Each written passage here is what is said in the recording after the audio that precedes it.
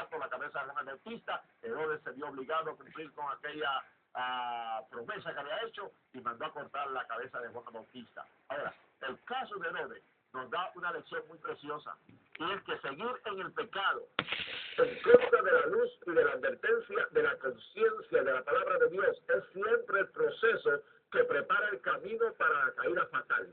Usted no puede seguir pecando si usted sabe que lo que está haciendo es mal, porque eso lo llevará a destrucción total.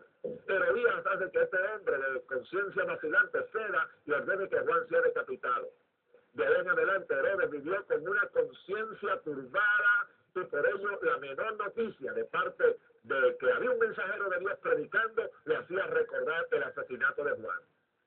Tenemos una lección muy preciosa aquí, mi amigo, y es que la conciencia de uno que se amordaza durante mucho tiempo despertará en forma inesperada para acosar al alma culpable con el aguijón del remordimiento.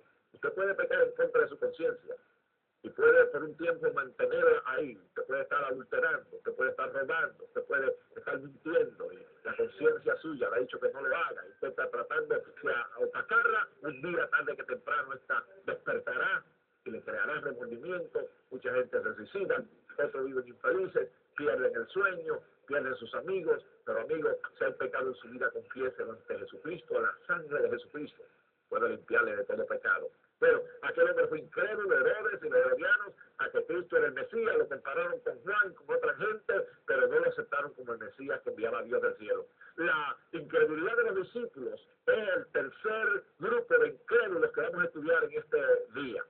En la parte final de este capítulo encontramos dos gloriosos milagros que Jesús obró. Mi amigo, y aún en esos milagros que Jesús obró, vemos que sus discípulos tuvieron cierta incredulidad. El primero fue la alimentación de los 5,000. ¿Cómo es que los discípulos muestran incredulidad en ese milagro? Fue que aquella multitud estaba siguiendo a Cristo por todo el día, y al fin del día Cristo estaba dispuesto a hacer algo precioso por ellos. Pero los discípulos muestran cierta incredulidad al desear despedir la multitud. En ese momento dijeron: Señor, despídela, ya es tarde, no es la hora apropiada, el sitio es desierto, no es el lugar apropiado tampoco para que esta multitud te esté escuchando, despídela. Ellos no creyeron que Jesús podía hacer algo para suplir a aquella multitud, pero Jesús le dijo: dadle a nosotros de comer. Y ellos incrédulamente dijeron: pero Señor, ¿qué vamos a hacer? Buscar alimento, pan por 200 denarios, hacer el salario de una persona durante todo el año y darle un poquito a cada uno de esta gente, porque era una multitud de 5,000 hombres, sin contar las mujeres y los niños, posiblemente como 12,000 personas había en aquella multitud. Pero Cristo, en vez de seguir la corriente en que iban los discípulos, recuéstelo. Y empezaron ellos a acomodarlo de 100 en 100, de 50 en 50. Entonces Cristo dijo: si había algún alimento, y solamente hay un muchachito aquí que tiene una comidita de un niño de 5 panes y 2 pececillos, pero ¿qué es esto de tanta gente? ¿Verdad? Siempre había ese elemento de incredulidad, pero Cristo tomó aquel alimento de aquel niño en sus manos, lo bendijo en el milagro allí en las manos del Señor Jesucristo. Él mandó que los discípulos buscaran 12 cestas y empezó a llenar cada una de aquellas cestas. La llenó de pescado y la llenó de pan. Y cuando ellos terminaron de repartirle a todo el mundo comió abundantemente, todo el mundo satisfizo totalmente, y dice la verdad que le sobraron 12 cestas llenas. 12 cestas llenas. Así es que el Señor Jesucristo, el último milagro que hace aquí es caminar sobre el mar, los versos 45 al 52. En ese momento, después de Cristo hacer el milagro de los panes y los peces, dice que él se retiró a orar al monte. Y entonces envió a los discípulos que tomaran una barca y pasaran al otro lado del mar de Galilea. Pero esa noche fue una noche inolvidable para los discípulos del Señor. Porque mientras ellos pasaban el mar de Galilea, de nuevo aparece otra tormenta. Y ellos comienzan a luchar con el mar de nuevo, pero la barca no se movía. No se movía la barca. Allí estaba de nuevo en medio de la lucha en aquel mar. Y entonces los discípulos empezaron a tener temor, y el temor es el contrario a la incredulidad. Este es un cuadro muy hermoso de Cristo y su iglesia también. Hoy en día, la iglesia está en este mundo luchando, en un mar lleno de tempestades y de problemas. Y la iglesia, mientras lucha sola, dice que no avanzaba nada. Pero Cristo se encontraba orando en la montaña por ellos hasta la cuarta vigilia, mejor dicho, de la noche, ya por la madrugada, después de las 3 de la mañana que empezaba la cuarta vigilia de la noche. Ellos lucharon todas esas horas, pero no avanzaban. Usted sin Cristo, la iglesia sin Cristo no avanza. Está estática, está en medio de tormenta, está en medio de dificultades, hay incredulidad, pero Cristo, gracias a Dios, estaba orando por ella. Y Cristo ahora mismo está orando por la iglesia. Mientras la iglesia está en un mundo lleno de problemas, de lucha y tormentas, donde la iglesia está envuelta, la tormenta del crimen, la tormenta de la droga, las tormentas económicas, las tormentas sexuales, pornográficas, el crimen violento que aumenta por todo el mundo. Nuestro mundo está en crisis, hay tormentas por todas partes, aún hay tormentas teológicas, religiosas, de toda índole, pero gracias a Dios Cristo está a la diestra del Padre, orando e intercediendo por nosotros, y dice que 24 horas al día Él está orando como nuestro sumo sacerdote. Y Cristo oraba allí en el monte. De momento Cristo va y comienza a caminar sobre las olas.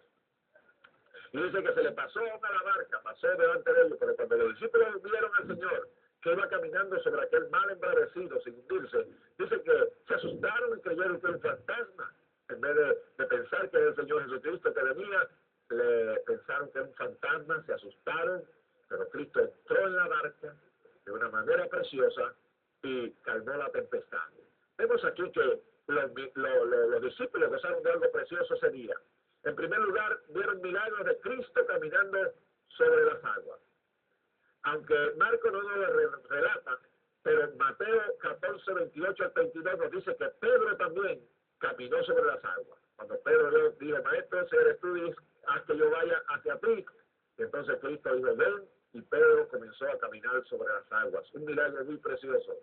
También Jesús calmó la tempestad, al igual que lo hizo en el capítulo 5, mejor dicho, en el capítulo 4, al final, después de los versículos 35 en adelante, Cristo vuelve y calma la tempestad en este capítulo 6. Él tiene autoridad sobre la mar, Él tiene autoridad sobre todo problema que nos viene.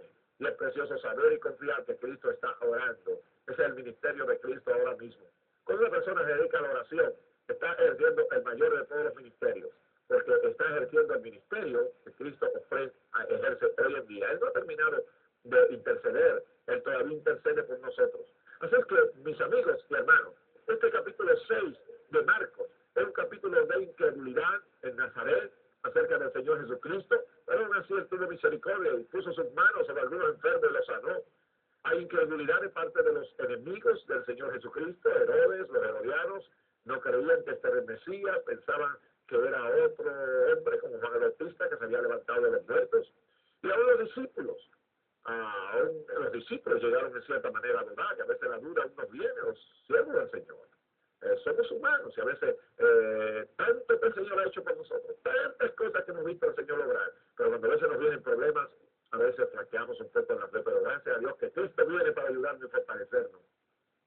Y Él nos reprochó a los discípulos allí al hacer el milagro de los panes y los peces, sino que le dio una lección para que ellos pudieran ver que Cristo tenía autoridad y que Él era el Señor de gloria. Mientras ellos viajaban en el mar de Galilea, Cristo llegó a la barca, entró en medio de la tormenta, calmó la tormenta, y dice la Biblia que la barca llegó enseguida al puerto donde ella necesitaba llegar. Y cuando Cristo esté en nuestra vida, llegaremos al puerto seguramente. No hay problema. La iglesia no será destruida, las puertas del infierno no prevalecerán contra ella. No por ella misma, sino por el Cristo que la fundó, el Cristo que está en nosotros. Él nos da la victoria y nos hace más que vencedores. Y en este día yo le digo, amigo, no sea incrédulo, crea en el mensaje de la Biblia. La Biblia dice, cree en el Señor Jesucristo y serás salvo tú y tu casa. La Biblia dice, porque con el corazón se cree para justicia y con la boca se hace confesión para salvación. En este día, si tu vida está pasando por un problema y una lucha, te indico, Cristo puede ayudarte. Al igual que Jesús estuvo con los discípulos, en medio de la tempestad en el mar de Galilea, Él estará con nosotros en las tempestades y en las luchas de la vida. Cuando mayor es el peligro y cuando nuestra fe está por desmayar, es consolador saber que Él estará con nosotros y en nosotros. Con toda certeza, mi amigo, traerá calma a nuestros corazones agitados y con presteza nos conducirá a puerto seguro. Es hermoso confiar en el Señor Jesucristo. Es hermoso tenerle en la vida. Hay tormentas en nuestro día. Sí, y estas tormentas van a seguir cada día más intenso porque son principios de dolores. El mundo está en crisis, pero Cristo no ha cambiado.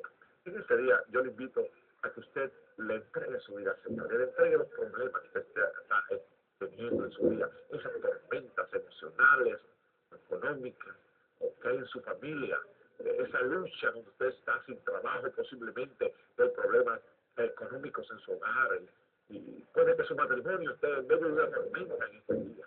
Puede que su familia, sus hijos se han rebelado contra los míos o hayan caído en un vicio o en otro, hay una tormenta en el hogar. Puede que haya problemas de comunicación con sus hermanos y dentro de su familia. Puede que aún en su iglesia estén habiendo dificultades, su iglesia local esté pasando por un momento de crisis, amado pastor. Pero en este día te voy a decir, Cristo es el Señor de la tormenta y Él puede ayudarte en este día.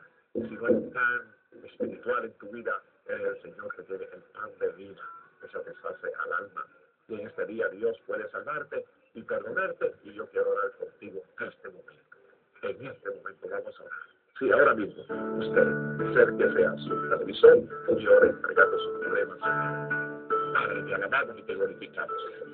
Y te pedimos tu bendición para este amado televidente, Señor, que ahora mismo, oh Señor, viene para traer su problema y ponerlo a los pies de Jesucristo. Declaro paz sobre este problema. Declaro la paz tuya en este hogar, en esta familia. Ahora mismo te pido que la paz tuya, que sobrepasa todo entendimiento, embargue esta mente, traiga quietud a la misma. Toda depresión del diablo ahora mismo la reprendo.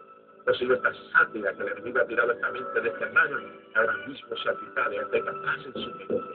Padre, en este matrimonio que está atravesando por un momento de crisis, cuando aparentemente no hay comunicación de estos esposos, ahora mismo declaro la paz de Dios en esta familia, en este hogar, en medio de la turbulencia, hay paz y bendición. Señor, tú eres el príncipe de paz, y declaro tu paz en este día. Hay paz en el corazón de este amigo que necesita tu ayuda, tu perdón, sálvale en medio de la tempestad. En el nombre de Cristo te pido esto. Amén y amén.